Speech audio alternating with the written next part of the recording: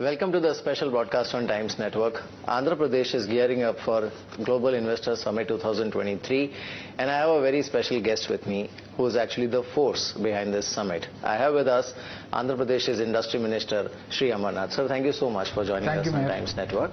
And I'm sure the state is gearing up for the summit, and you have been working so hard on it for months now. How is it shaping up? See, probably this will have a special attention because it's happening after the COVID situations. After YS Jagan Garu came into power in 2019, we thought of hosting a global investment summit probably in 2020. But that couldn't happen because of the COVID. 2020 we had COVID, 2021 we had COVID. Even 2022, the initial parts, like in January, February, we have the third wave of COVID as well.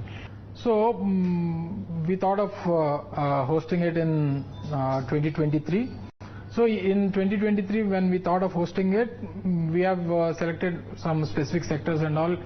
But during this time, all the states have been hosting. Yeah. They have been hosting it because everyone was looking for pitching of investments in all the sectors. So probably we thought this was a good time to host the Global Investment Summit. It's gearing up good. It's all arrangements in place. Mostly by tomorrow we'll be all set for the event. Right. Now, obviously, the state has been working on the new industrial policy also, and we all know the ranking of Andhra in the ease of doing business and how investor and industry friendly the state is. So, what are the key areas that you are focusing on in the new industrial policy? See, the old industrial policy was between 2020 and this March 31st, 2023. We are coming up with the new 2023-2028 policy. The last policy was only for 3 years period, and the new one is coming up for a period of 5 years. Because any industrial policy, what Chief Minister thought was it should be at least a period of 5 years for the economical situations or any other industry coming up. If you have any policy every 2 years or 3 years, it doesn't look good. And probably the policy which is coming after the COVID situations, where all the states are concentrating on investments. But we have our own personal strengths, so we should look at the state finances, resources also, because we can't only give incentives or some other special packages or special incentives or something like that, which is beyond our hands or the state's revenue. So what Chief Minister's thought process is, what resources we have, what kind of investments we can bring in. It's totally a basic discussion was the major industrial development or the growth that has to happen in the state is only because of the revenue generation to the state, and the other hand it's the employment generation.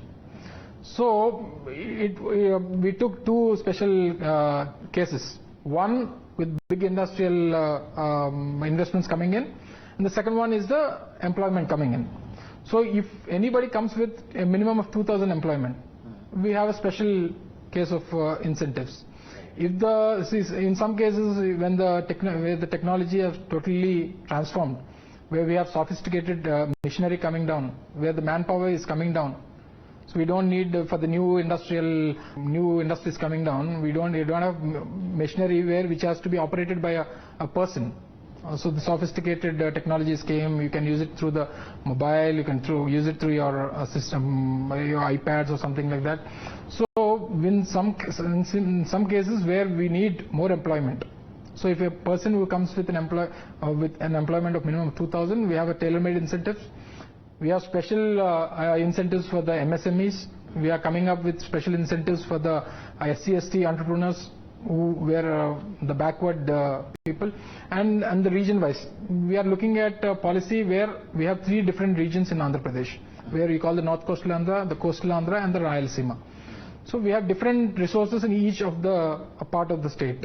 So basing on those resources and basing on the situation of the social growth of the people and all, we are making a conducive policy where it will bring employment as well as investment to the state of Andhra Pradesh. Right. Obviously, there are some core sectors on which state is focusing, and Andhra excels in few sectors. Now, not only from summit point of view, but even from growth perspective, which are the key sectors which can turn out to be game changers for the state? Basically, when we thought of conducting the Global Investment Summit, Chief Minister's directions was focus on only those sectors where we can pitch in investment, or what resources we have, or where an investor can come down, see, oh, we have these resources in the state, we have these facilities, these infrastructure facilities we have in the state. And basing on these aspects, we have identified 14 sectors. The major one is the aerospace and the defense sector, where now all the states are looking at, because we have huge investments in the aerospace and the defense sector. We are close to Chennai, we are close to Bangalore, where the aerospace, this thing is happening more of in Bangalore. So we have a cluster in Anantapur where we can pitch in aerospace and defense sectors. In Kurnool we have a wide land spread where we can pitch in this aerospace industrial activity. And we have the agriculture and the food processing sector, where we call the rice bowl of the country, Andhra Pradesh. We have papaya, major producer of papaya. We are the major producer of cocoa. We are major producer of pineapple, mango pulp. So we are strong in different sectors. Anyways, in the wheat and all, we are always a leading one of the state in the country. So agriculture and food processing, aerospace and defense, health and medical equipment. We one of the only medtech zone where we manufacture the medical equipment. Only state in the country to have this AMTZ is Andhra Pradesh.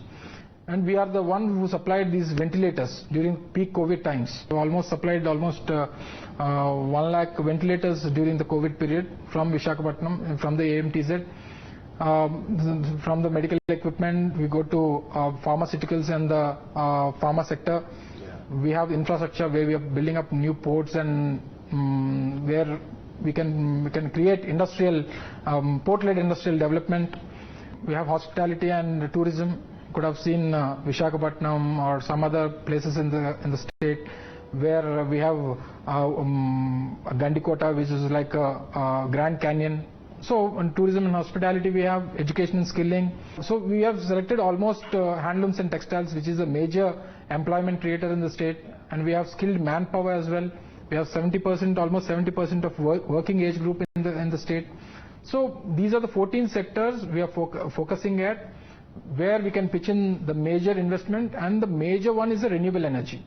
Renewable energy is the for renewable energy, Andhra Pradesh would be the major hub in the country, because we have that geographical advantages for the solar, for the wind, for the new pump storage. We have the world's biggest, we have integrated renewable energy project, where you have solar, wind, and as well as the pump storage of almost 5.2 gigawatts in Kurnool, which in the last year, May, Honorable Chief Minister has laid the foundation. So renewable energy is the major sector we would be focusing at for the investment in the coming GIS. Right. So also, I think because there is so much focus on, making things in India and making for the world, apart from for the Indian consumption. Obviously, electronics is one segment where each state is trying to excel. You have a natural advantage because one is being one of the longest coastline, the ports which are here, and the global connect that you have, besides state being gateway to Southeast Asia. So what is your expectation from this sector? See, electronics, we are I think we are the only state with 4 electronic manufacturing clusters. We have 2 in Tirupati, 1 in Sri City, and 1 in Kopati, which is the home district of the Honorable Chief Minister. We have 4 EMCs where the major companies like TCL, who makes the displays for the TVs. In the electronic sector, we have the CC cameras manufacturing unit in Tirupati, the CP Plus, where we have the major leading CC camera manufacturer. And we are the ones who manufacture these wearables and durables for hearables for all the major companies like Samsung, Apple, Xiaomi. We have some other major brands. So we have Sona Opotec, where we manufacture the mobile cameras. Mobile cameras are being manufactured in Tirupati. We have these what do you call the cables. Cables for the earphones, cables for the charging of the mobile phones. So we are the biggest in the, probably biggest in the country. Almost manufacture one mobile phone every second in the state. So almost 30 million mobile phones every month, I think. So in the recent time, the semiconductor investments, which is a huge investment in the country as well as in the world as of now. So we are focusing at semiconductor investors to come down to Andhra Pradesh, and in the electrical vehicle sector also, where the e-causes mobility, where they come up for manufacturing electric buses in the state. So they are setting up a plant in Koparthi in Kadapa district. So we have the TCL, which is one of the largest in China, the TCL plant with almost 2,000 crores they have invested, and recently CM has inaugurated the plant. Foxlinks is there, Dixon. So you have different kinds of electronic manufacturing sectors in the state as already in place. And we have these ACs, Panasonic, Blue Star, CP Plus, as I've said, in the CC camera sector. So in Sri City we have the electronic manufacturing clusters, Tirupati we have, in Koparthi. So probably we'll be the gateway to the Southeast Asia, either to Singapore, Thailand, Japan, Korea, China, anywhere probably on the eastern part of the country of India. Probably Andhra Pradesh would be the gateway for these business activities. That reminds me about the exports, because we have seen that Andhra has been consistently witnessing, rapid increase in the exports compared to rest of the country, or if you look at the average. Now, how do we sustain this? See, it depends on the environment created by the government and the support created by the government, support given by the government, and as well as the industrial activity that is being done in all the different districts of the state. See, Andhra Pradesh is probably, if you take Telangana, the major exports would be IT. Correct. Other than IT, probably some of the pharma sectors or some other sectors would be their major. If you go to Bangalore also, it's the same. So, but when you come to Andhra Pradesh, we had almost $1.19 billion exports in 21-22, which is almost close to 1.45 lakh crores. When you divide these exports, you have exports in marine, we have exports in agriculture-based products, we have exports in pharma, we have exports in bulk drug, we have exports in these fruits. So we have exports in IT as well. Probably it might be a smaller amount, but we are a part of. It's also a part of the export this thing. So when you have a beautiful environment in the state, where there is a stable governance and support from the leader himself, so definitely this will rapidly increase. We had almost 15.8% growth of exports when compared with the last year's growth. Probably this year it would reach more. So these activities, these support given by the government, by the leader, and from the people surrounding, or the industries surrounded by different people. So these would be a major support to sustain this export growth in the state. Right. So also, I think what is very important is, like you rightly said, focusing on employment. Now, I understand that the state has already approved investments to the tune of almost 2 lakh crores in last 3.5 years. It will obviously have impact on investments, on employment. And then the investor summit would generate, lakhs of investment. I think the challenge which usually all states face is between converting those MOUs into actual on-ground action. How are you going to ensure that? See, I'll compare, because in the previous regime, for 5 years after the state separated, the previous government conducted almost 4 or 5 investment summits. I don't go to the numbers, but the investment, the announced investments or the MOUs done by the government was around 18 to 20 lakh crores. Correct. But the conversion rate is not even 10%. The conversion rate is not even 10%. But we didn't have any summits before. But in the recent 3.5 years, we had a lot of MOUs went with the industrialists. But our conversion rate is 89%. Wow, 89%. 89%. That must be a record, I think. See, it will obviously be a record. So that's the reason why Honorable Chief Minister continuously tells us in the industrial meetings or as well as the review meetings or else in the Global Investment Summit when we thought of conducting it, what the CM said was, tell only those investments which are going to be realized. Don't showcase those MOUs. Don't tell them it's 20 lakh crores, 30 lakh crores, 15 lakh crores, which is not going to be realized. Even though if it is 2 lakh crores, even though if it is 3 lakh crores, see that 90% of it is realized. So that should be the target. See, we can't say that it's going to be 100% realization. Probably in some cases or some business activities or some industrial issues, some may be dropped out or their financial issues may be hurdles to them. So we can't promise to the people that these are, suppose if in the Global Investment Summit, the investment MOUs would be 3 lakh crores. We won't promise that 3 lakh crores would be our realized investment. But at least 2.5 lakh crores would be invested, that would be our realized investment.